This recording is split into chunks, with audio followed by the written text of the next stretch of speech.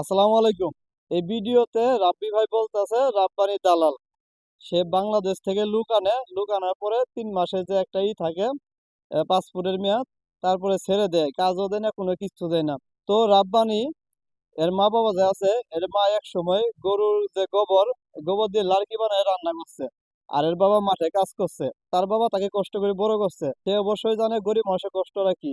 আর একটা মানুষ 5 লাখ টাকা যদি গুছায় বিদেশ আইতে, অনেক একটা গরিব মানুষের জন্য অনেক কষ্টকর ব্যাপার। তো রাব্বি ভাই, আমি আপনার বিপক্ষে বলতাছি না।